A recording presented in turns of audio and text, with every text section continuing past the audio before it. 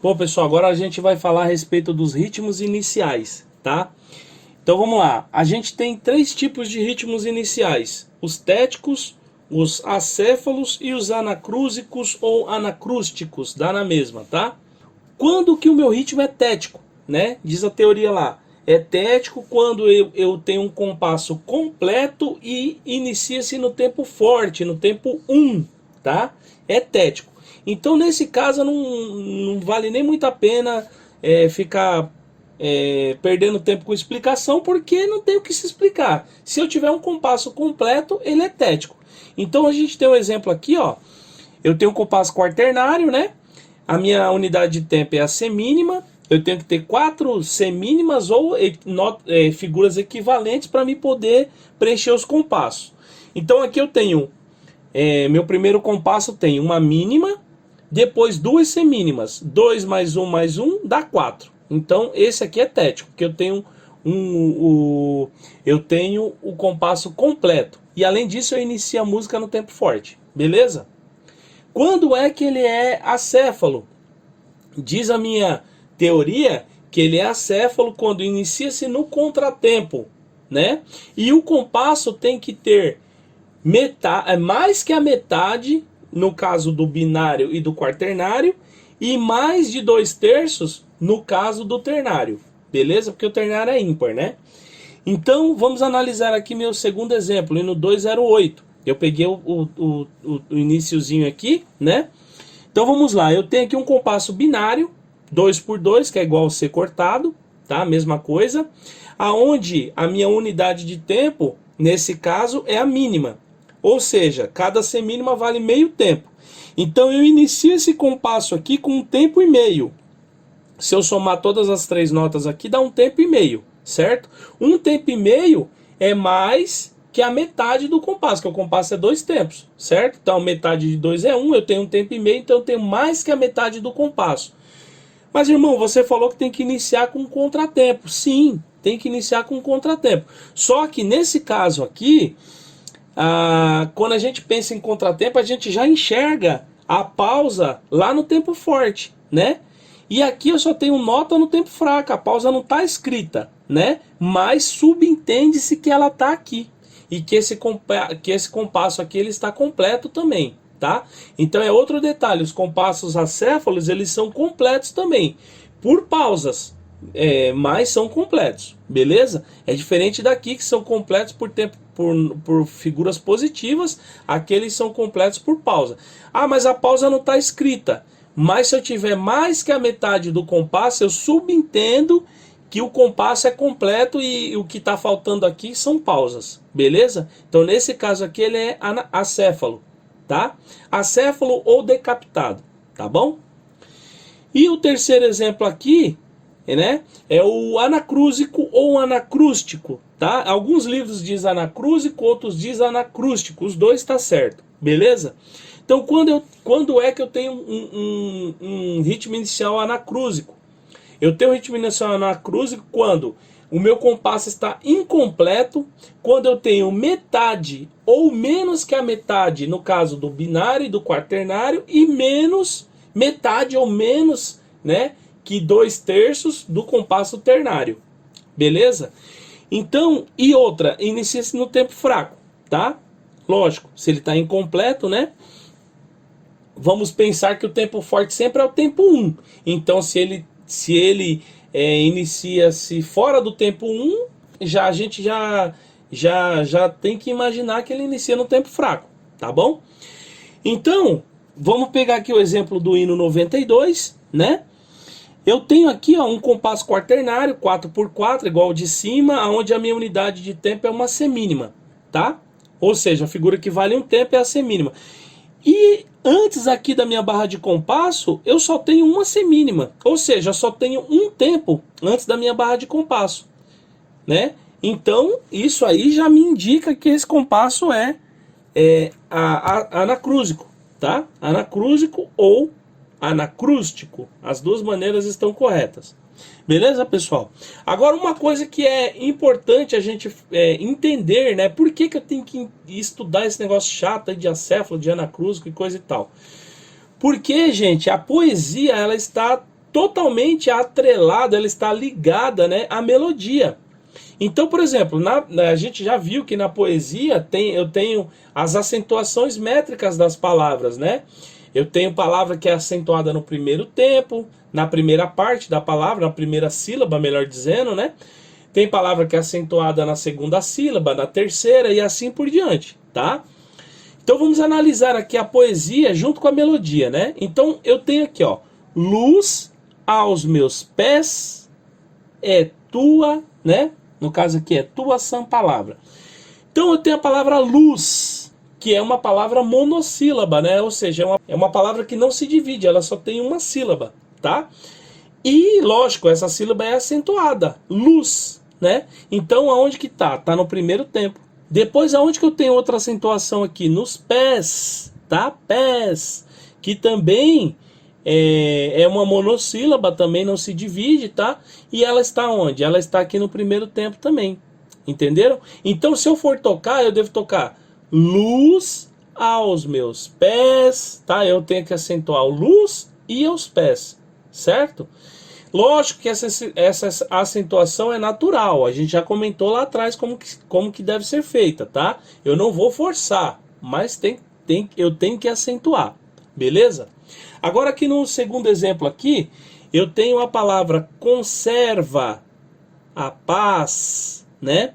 Então, conserva, a palavra conserva, a acentuação está na sílaba do meio, conserva, tá? Então podem ver aqui, ó, que... Ah, irmão, mas então peraí, então você está falando que a acentuação está no tempo fraco?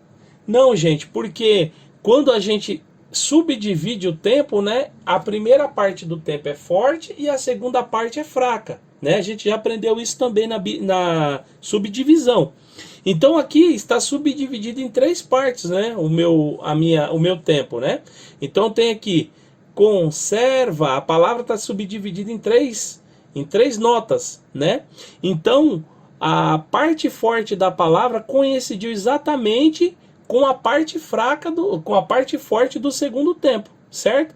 E as duas sílabas fracas coincidiu exatamente com as partes fracas, né, da divisão, beleza? Então ficou conserva a paz.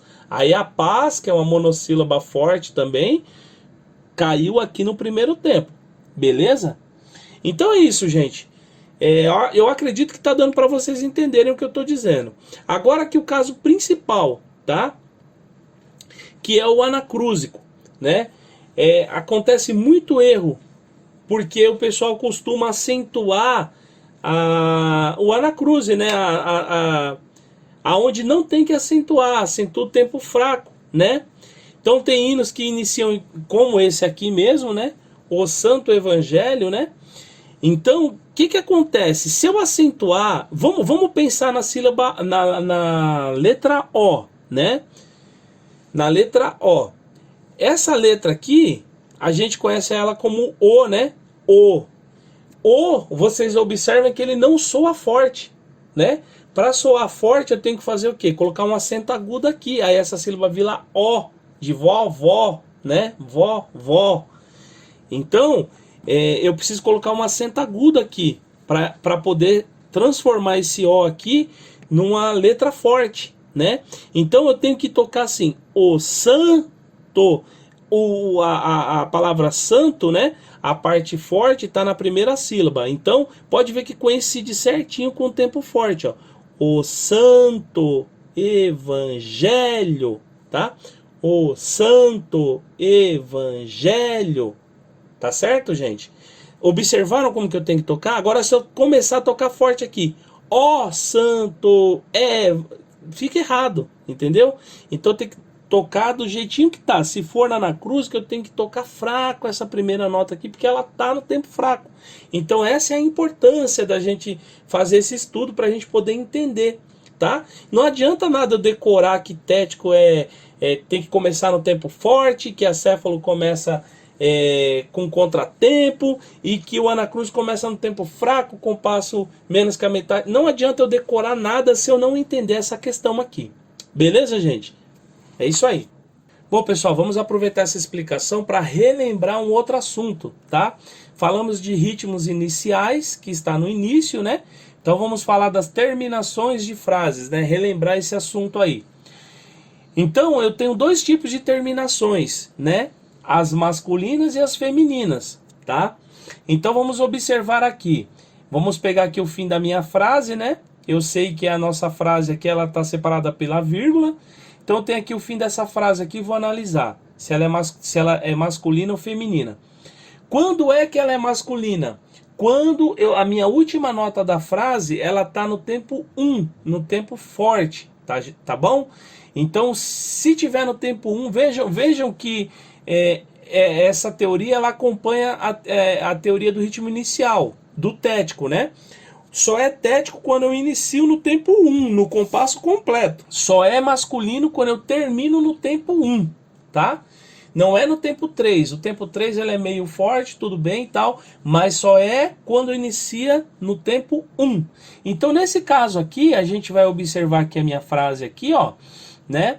Ela termina onde? Ela termina no tempo 3, ó. Termina no 3 e se prolonga até o 4, mas minha última nota ela tá no tempo 3. Tá certo? O tempo 3 é meio forte, então não é masculina, nesse caso aqui é feminina. E se a gente for analisar a palavra, né, que é o fim, né, da frase, é justamente palavra, né?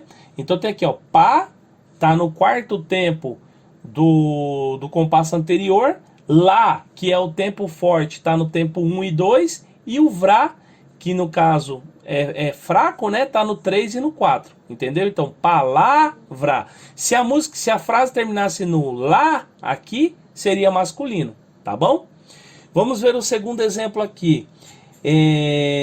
Aqui está o fim da minha frase.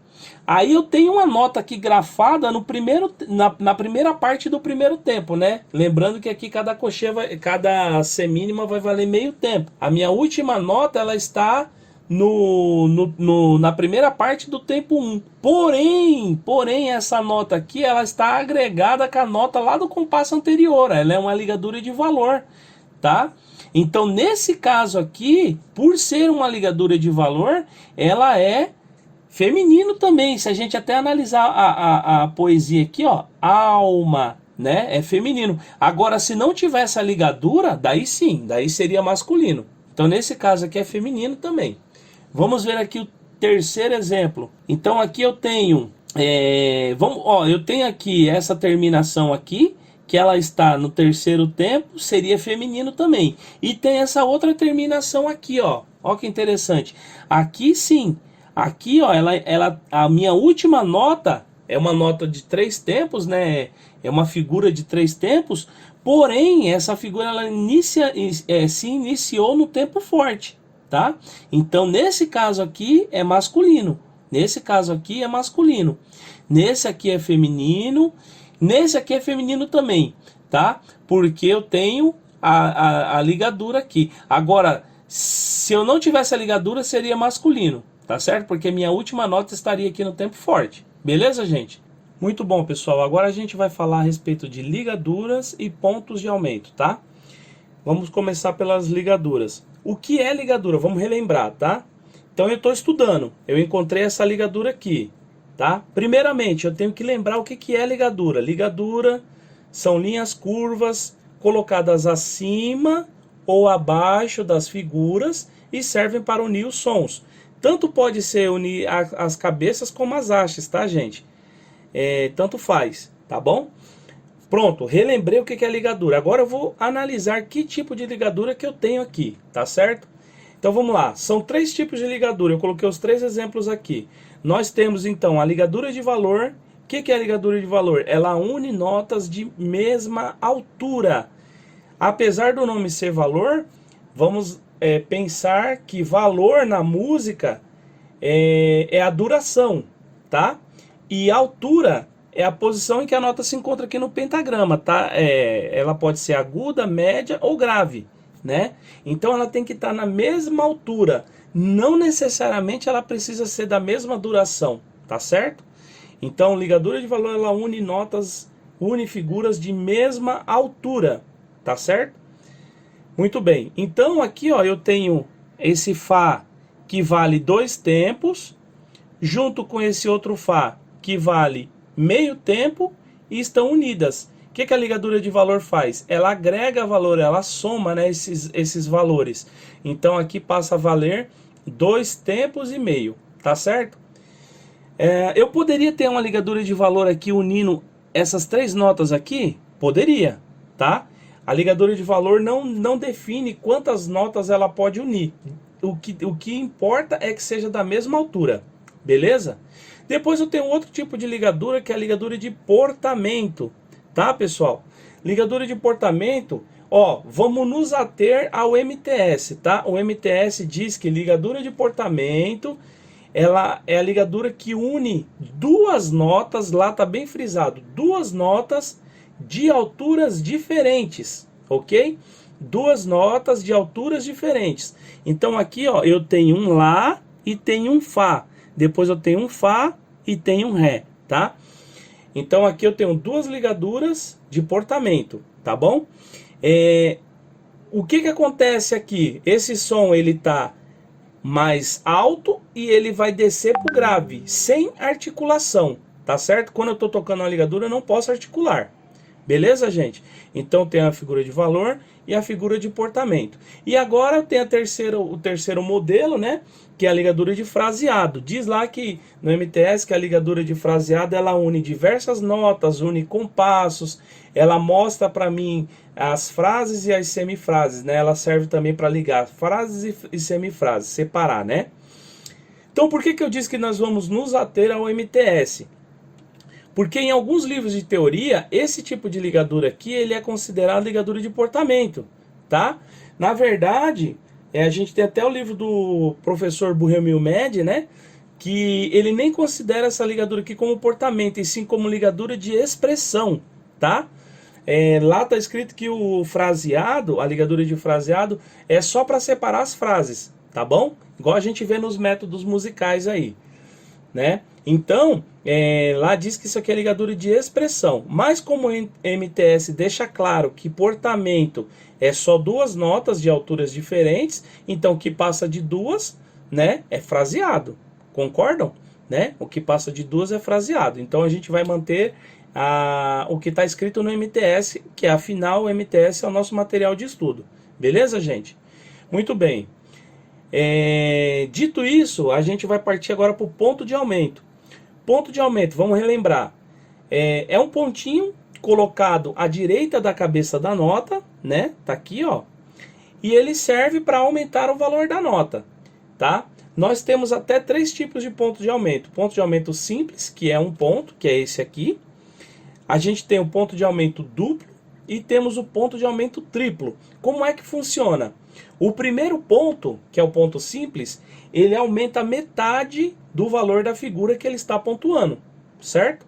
O duplo aumenta metade do primeiro e o triplo aumenta metade do segundo.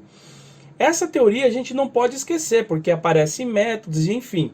Mas o nosso foco aqui desse vídeo é aprender a estudar o hino, para a gente poder fazer a nossa avaliação. Então vamos nos ater ao hino, ao inário. No inário só aparece ponto simples, não aparece ponto duplo nem ponto triplo, ok? Então vamos entender aqui o ponto simples. Então por isso, gente, que é importante a gente descobrir qual que é a minha unidade de tempo, porque se eu não descobrir minha unidade de tempo, eu não vou saber quanto que vai valer os pontos, concordam? Então, muito bem. Então aqui, ó, eu já descobri que minha unidade de tempo, né, o compasso é 4x4, é um quaternário, e minha unidade de tempo aqui, a figura número 4, é a semínima, certo? Muito bem. Se a semínima vale 1 tempo, a mínima, que é o dobro da semínima, vai valer 2, certo? Então eu tenho aqui uma mínima pontuada. Qual que é o valor desse ponto? Diz a teoria que o ponto é a metade do valor da figura. Se a figura vale 2, com mais um ponto vai passar a valer 3, certo? Então essa figura aqui vai passar a valer 3 pontos. Então vocês têm que estar treinado, né, nessas questões, porque de repente na prova pode ter lá, eu posso perguntar lá, qual que é a ligadura que está no compasso tal? No sistema tal, no compasso tal. Falar em sistema, eu não vou explicar, sistema é isso aqui, ó. tá? Mas tem um vídeo fresquinho aí do irmão Isaú no canal, aí só é vocês observarem aí. Tá bem explicado o que é o sistema lá. Então eu posso perguntar lá, ó, no sistema tal, no compasso tal, eu tenho uma ligadura. Que tipo de ligadura que é? Aí vocês vão ter que falar valor, portamento, fraseado e assim por diante. Beleza? Quanto que vale o ponto de aumento que está no compasso tal do sistema tal? Aí vocês vão analisar e falar, ó, vale 3 tempos. Nesse caso aqui, 1 tempo e meio, tá? 3/4 de tempo e assim por diante. Tá bom, gente? Muito bom, pessoal. Agora vamos falar de 2 pontos que são bem comuns no nosso cenário, né? E também nas músicas, nos métodos, né, que a gente venha a estudar, né? Que são as síncopas e os contratempos. O que é síncopa ou síncope? Vamos lembrar, né? São notas executadas no tempo fraco ou parte fraca do tempo e se prolongam até o tempo forte ou parte forte do tempo. Então ela inicia no tempo fraco e se prolonga até o tempo forte. Ou inicia na parte fraca e se prolonga até o tempo forte. Tá bom? Então, vamos fazendo análise nesses 2 trechos aqui, ver se a gente encontra alguma síncopa aqui, né? Lembrando que síncopas a gente tem a regular e a irregular. A regular é aquela que acontece em figuras que têm a mesma duração. E a irregular é aquela que acontece em figuras que têm durações diferentes, tá certo? Então, pessoal, eu tenho uma síncopa aqui, ó, logo no comecinho, tá? Por quê? Eu tenho uma figura aqui que vale 1 tempo e meio, mas essa figura, ela se inicia aqui na parte fraca, tá certo? E ela se prolonga até a parte forte do tempo, tá? Ela se prolonga até a primeira parte, no caso, ela se prolonga até a primeira parte do terceiro tempo, ok? Então, nesse caso, ela é uma síncopa, porque na subdivisão, os tempos são subdivididos assim: primeira parte forte, segunda parte fraca. Então ela inicia na primeira parte do segundo tempo, né? O segundo tempo está completo, então tem que considerar ele fraco. Se tivesse dividido, eu consideraria a subdivisão, mas ele está inteiro. Então ele inicia no segundo tempo e se prolonga até a primeira parte, né, do terceiro tempo. Então eu tenho uma síncopa aqui, tá bom? Aqui eu tenho outra, né? Aqui eu tenho outra. Por quê? Eu tenho uma figura que se inicia no tempo fraco e se prolonga até o tempo forte, no caso meio forte, né? No caso no terceiro tempo. Então também é uma síncopa, tá certo? Eu tenho uma figura de 2 tempos aqui, ó. Ela começa no segundo e vai até o terceiro, tá bom? Aqui é a mesma coisa, tá? Começa no segundo e vai até o terceiro. Aqui também seria outra, tá? Inicia no segundo e vai até o terceiro. Agora aqui eu tenho um interessante, ó. Aqui eu tenho o primeiro tempo, ele está subdividido, tá? O primeiro tempo, gente, é forte, não é? Porém, ele está subdividido. Eu tenho uma figura que inicia na parte fraca, tá vendo, ó? Parte fraca do primeiro tempo e se prolonga até o terceiro tempo, tá certo? Então, ela é uma síncopa, essa nota aqui, tá bom? Aqui eu tenho outra, ó. Inicia na parte fraca e se prolonga até o fim do terceiro tempo, que é meio forte, tá? Considerado como parte forte, tá bom? Então vamos analisar essas síncopas que a gente achou aqui, né? Para ver se elas são regular ou irregular. Então tem essa daqui, ó. Ela é uma figura de 2 tempos. Então ela é regular, porque é como se eu tivesse 2 figuras de um tempo unidas, tá certo? Então ela é regular. Nessa daqui também, ó, mesma coisa, né? Então é regular. Já nessa daqui de baixo, ó, eu tenho uma colcheia ligada com a figura de 2 tempos. Então ela é irregular, tá? Porque ela une ela une figuras de durações diferentes. Aqui também é irregular, tá? Ela une figuras de durações diferentes. Beleza? Então eu tenho regular, regular, irregular, irregular. Então agora vamos falar de contratempo. O que seria contratempo, né? São notas executadas no tempo fraco ou parte fraca do tempo, ficando o tempo forte ou parte forte do tempo preenchido por pausa. Tá certo, gente? O contratempo é até mais fácil da gente entender, né? Porque quando eu bato o olho nele, Quando eu bato o olho numa pausa, eu já vou verificar se ali é um contratempo ou não, né? Então aqui eu tenho um compasso quaternário, né? 4 tempos. O primeiro tempo aqui, ó, que é o tempo forte, ele tem uma pausa, certo? E eu tenho uma figura logo no tempo fraco aqui, tá certo? Então aqui caracteriza um contratempo, porque eu tenho tenho pausa no tempo forte e figura no tempo fraco, beleza? Então é contratempo. Essa daqui já não é, ó. Por que que não é? Porque ela está no quarto tempo, tá vendo? O quarto tempo é fraco, então não é. E essa daqui é? Vamos analisar.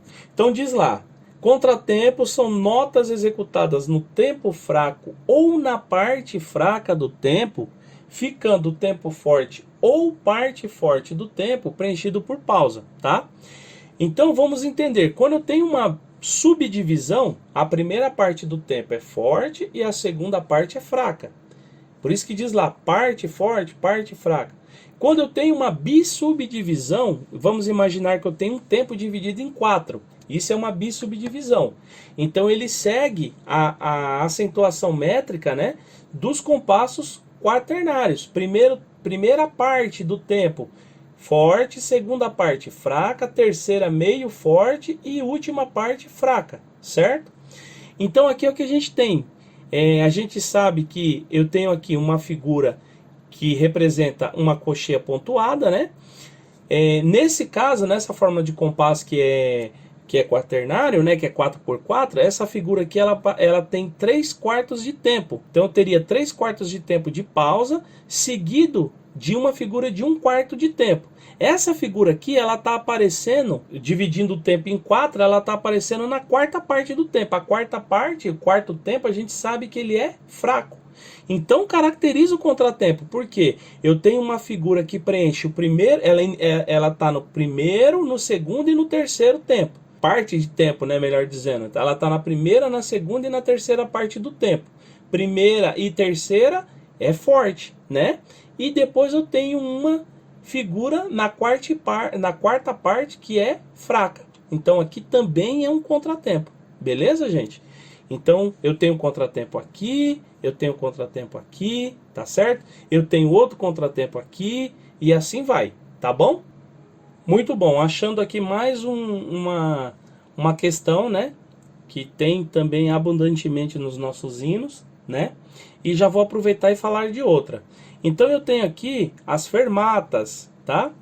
Então o que é uma fermata? É um sinalzinho, né? Uma linhazinha curva com um pontinho colocado acima ou abaixo das figuras, tá? Para que serve a fermata? Para prolongar o seu tempo. Por quanto tempo? É um tempo indeterminado, tá? Quando a gente tem regência, fica a critério do regente. Quando não tem, a gente tem o costume de tocar mais ou menos a metade do valor da nota. Lógico que às vezes a gente toca um pouco mais ou às vezes um pouco menos, mas na grande maioria das vezes é a metade do valor da nota, tá certo? Existem dois tipos de fermata, as fermatas conclusivas e as fermatas suspensivas. Vamos primeiro falar das suspensivas. O que é fermata suspensiva? É aquela que aparece no meio da música, tá? No meio da composição ela aparece, tá bom? Então, uma coisa que a gente não pode confundir, a fermata suspensiva, ela é um pouquinho menor do que a fermata conclusiva. A fermata conclusiva a gente pode exagerar um pouquinho mais, mas na fermata suspensiva não, ela tem que ser uma fermata ali, a gente aumenta um pouquinho o valor da nota e já corta o som, tá bom? Lembrando que as fermatas nós não consideramos quando estamos fazendo a linguagem rítmica, apenas o solfejo, tá? Então nesse caso aqui, ó, é uma fermata suspensiva, tá?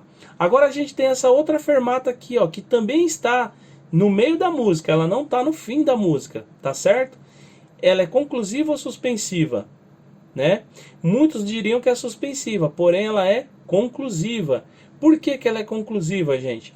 Porque ela está finalizando a primeira parte da música, tá? Então ela está concluindo essa primeira parte. Então, assim, não é o fim da música, tá? Mas ela está concluindo essa primeira parte e depois a gente vai para a parte final, ou coro, né? Se fosse antes do coro, a mesma coisa, tá bom? Então, nesse caso aqui, ela é conclusiva. E a gente tem outra aqui também, né? No final aqui, ó. Como que eu sei que é o final? Por causa da minha barra final aqui, ó. Tá? Eu já vou falar das barras de compasso, já lembrando já. Então, eu tenho a barra final aqui, tá bom? Então, essa daqui ela é conclusiva porque ela tá na barra final, tá? Então não tem nem muito o que explorar, né? Por falar em barra final, né, a gente tem as barras de compasso. Então tem a barra de compasso simples, né, que é essa que divide os compassos. Eu tenho a barra de retornelo, que é essa daqui, né? Quando inicia a música eu vou ter uma igual a essa aqui, só que inverso, né? Vai estar no começo da música e eu tenho que tocar até chegar aqui. Nesse caso aqui eu também tenho as casas de retornelo, né? Indicando quantas vezes eu tenho que repetir. Nesse caso aqui eu tenho que repetir 2 vezes. E aqui, aqui seria a terceira vez, eu não precisaria repetir. Na terceira vez, eu toco a primeira vez, chego aqui, repito, chego aqui, repito, aí toco de novo. Na terceira vez eu não repito mais, eu toco direto, tá certo? Então é assim que funciona, tá bom? Só para relembrar, porque isso aqui você já sabe. E eu tenho aqui a barra dupla, né? A barra dupla, ela não tem a função de barra de compasso. Às vezes pode coincidir, mas aqui vocês estão vendo, né? Fazendo análise aqui, esse compasso aqui ele é quaternário, ó. 1, 2, 3, 4. Ele é quaternário. E aqui eu tenho uma figura de 3 tempos, tá? E eu tenho uma barra dupla, né? Com certeza na sequência do hino, a próxima nota da parte final vai ser uma nota de um tempo e vai ter a barra de compasso, né? Então nesse caso aqui ela não tem a função de barra de compasso, ela tem a função de separar trecho. Daqui para cá é uma coisa, daqui para cá é outra coisa, tá certo? Então essa é a função da barra dupla, tá? E depois eu tenho a barra final que serve para concluir a música. Ok, pessoal? É isso aí. Então, pessoal, essa é a principal teoria que ocorre nos nossos hinos, né? Que a gente aprendeu até aqui. É óbvio que vão entrar mais coisas, vão entrar aí tercinas, vão entrar os compassos compostos, que a análise da unidade de tempo é feita totalmente diferente, né? Então, assim, esse vídeo vai ter continuação, tá? Por enquanto foi essas 2 partes, mas vai ter mais continuação quando a gente aprender coisas novas. A teoria, gente, ela é cumulativa. Vocês podem ver que a gente falou aqui de ligadura, falou de fermata, coisas que a gente já aprendeu lá atrás, né? Falou de barra de compasso, que está nos primeiros módulos, né? Então, assim, a teoria ela é cumulativa. O que a gente vai aprendendo, a gente não pode esquecer. Por isso que essa é a maneira correta de estudar. Antes de fazer o solfejo, antes de fazer a linguagem rítmica, eu tenho que fazer esse tipo de análise para mim saber certinho quanto que vale cada nota, para eu identificar os pontos difíceis, não errar, entenderam? Então eu tenho que fazer essa análise, eu tenho que perder algum tempo ali. Não posso nem dizer perder tempo, porque você não está perdendo tempo, você está ganhando, né? E ao fazer a análise, você tem que, por obrigação, né, tentar identificar o que está acontecendo ali pelo nome, né? Por exemplo, eu vi esse sinal aqui agora. Se eu não praticar, eu vou esquecer. Lá na frente, se alguém perguntar assim, que sinal que é esse aqui? Puxa vida, e agora? Será que é ligadura? Será que é ponto de aumento? E agora? Né? Eu vou esquecer porque eu não tenho o costume de estar relembrando, né? Então o que acontece? O correto é eu sempre eu estar falando o nome dos sinais que aparecem, né? Barra de retornelo, barra final, fermata, né? Por que é conclusiva? Por que é suspensiva? Eu tenho que estar falando isso para eu não esquecer. Ligadura de portamento, ligadura de valor, tá? Aí eu nunca vou esquecer, tá certo? Eu vou aprender de verdade. E lembrando que vocês são o futuro, né? Vocês são o futuro da igreja.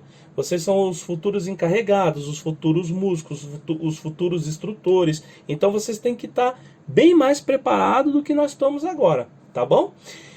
Aí terminou isso aqui, como a gente só aprendeu até essa teoria, né? É lógico que tem mais coisas para frente, mas a gente não aprendeu ainda. Então assim, terminamos de fazer a análise né? Igual foi explicado aqui certinho, marquei tudo num papelzinho, tudo bonitinho. Agora sim, agora eu vou partir para o solfejo, para a linguagem rítmica, que é o que a gente está fazendo nas lições, né? Nos vídeos das lições que vocês fizeram. Tá certo, gente? Aí, quando a gente aprender novas questões, eu vou lançar a continuação desse vídeo, a parte 3, tá bom? Para que vocês estejam sempre bem atualizados. É isso, Deus que abençoe a todos e bons estudos. Fiquem com Deus.